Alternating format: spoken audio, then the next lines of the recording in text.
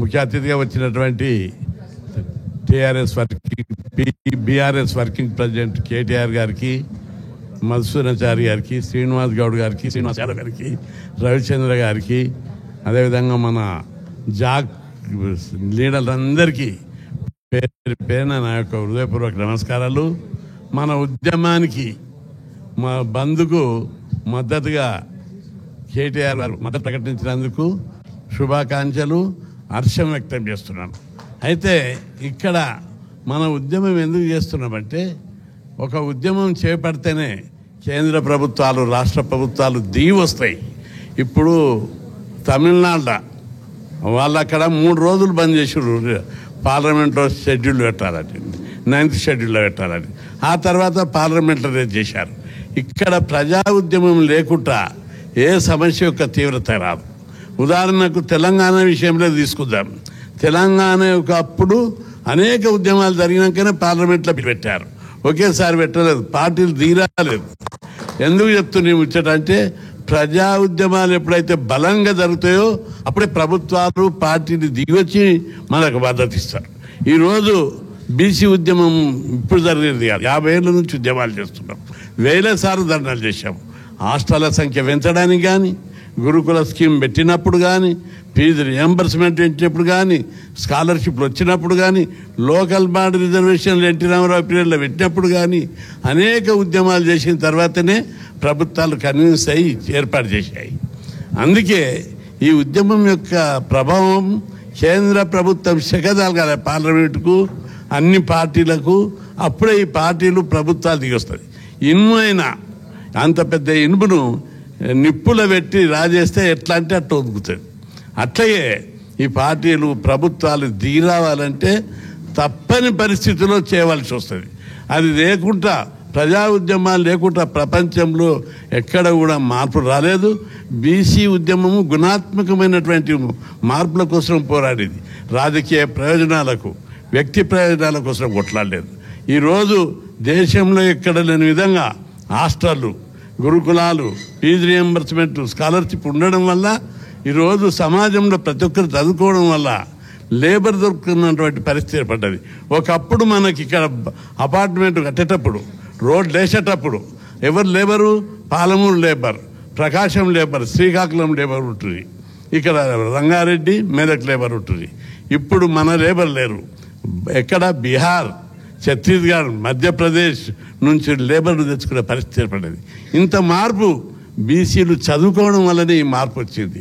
అత్యంత పేదరికం ఉన్న వాళ్ళకు కూడా హాస్టల్ సీట్లు, గురుకులాలు కేసీఆర్ గారు ఉన్నప్పుడు, ముఖ్యమంత్రి ఉన్నప్పుడు మనం పోయి రిక్వెస్ట్ చేసినాం, మీరు గురుకుల పాఠశాలలు పెట్టాలి, అందరితో పాటు మా ఎస్సీ ఎస్టీ మైనార్టీలతో పాటు బీసీకి పెట్టాలంటే చాలా లిబరల్గా ఒకసారి ఒక సంవత్సరం 119, ఇంకొకసారి 119, 3వ సంవత్సరం కూడా 119 పెట్టడానికి మాటిచ్చాడు.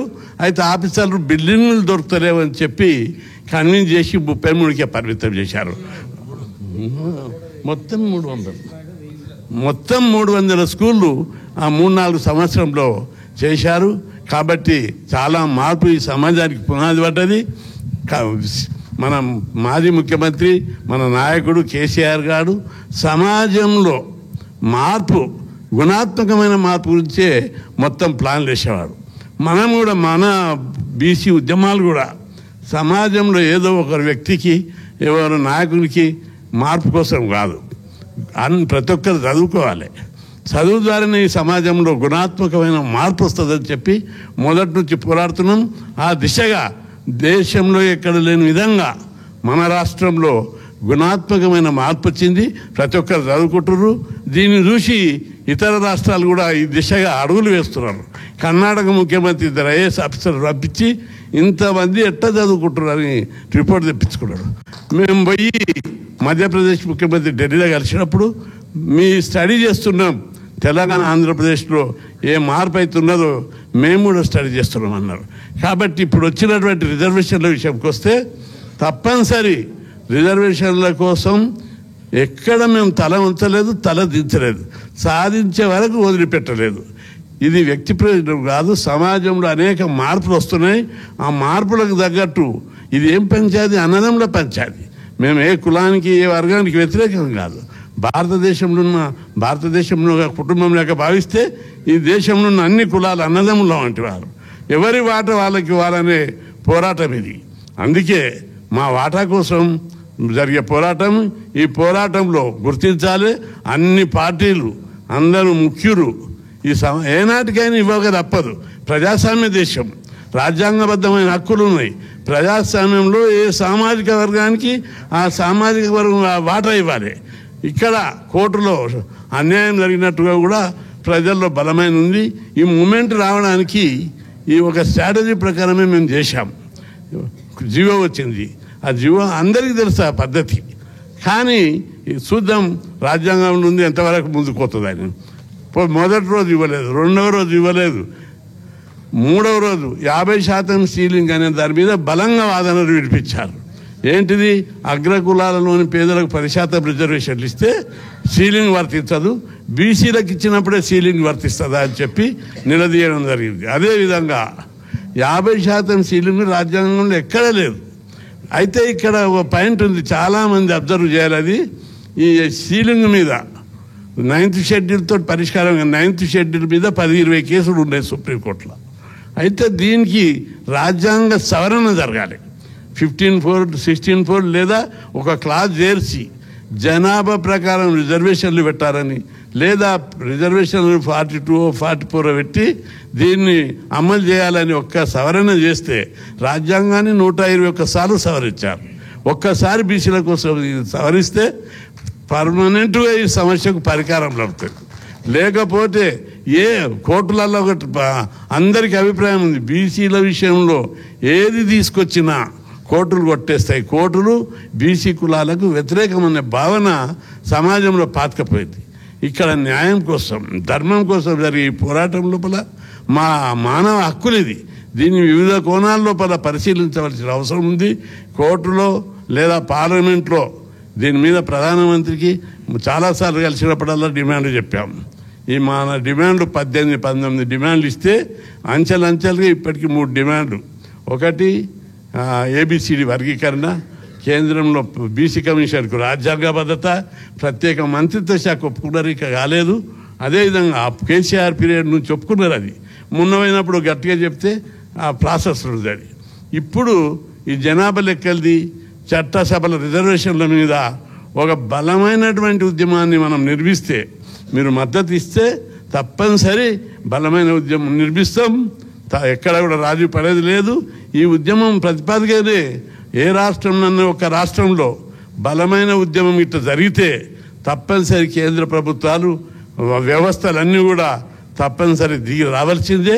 ఎందుకంటే తెలంగాణ వస్తుందని ఎవరు ఊహించలే. కేసీఆర్ గారు వ్యూహంతో, ఎత్తుగడలతోటి ఉద్యమాన్ని అంచెలంచెలుగా ఉద్యమం చేస్తే ప్రపంచమే గుర్తించింది ఆయన ఉద్యమాన్ని. అప్పుడు తప్పని పరిస్థితిలో కేంద్ర ప్రభుత్వం బిల్లు పెట్టి చేసింది. ఇక్కడ కూడా బీసీ ఉద్యమం బలంగా నడిపిస్తే అన్ని రాజకీయ పార్టీలు సహకారం ఉండి తప్పనిసరి నాయకులందరూ, అన్ని పార్టీలో ఉన్నటువంటి బీసీ నాయకులు, రిజర్వేషన్ అనుకూలవాదులు, నేను అందరినీ అగ్రకులాలను మొత్తం బీసీ వ్యతిరేకులు అన్నాం. అనేక మంది బీసీ కులాల కోసం పోరాడినటువంటి వాళ్ళు సంఘ సంస్కర్తలు ఉన్నారు, మానవతావాదులు ఉన్నారు. తప్పనిసరి ఇప్పుడు కూడా 42% ఇస్తే ఏముందని చెప్పి అన్ని పార్టీలు ఉన్నటువంటి చాలామంది మేధావులు కూడా అంటున్నారు.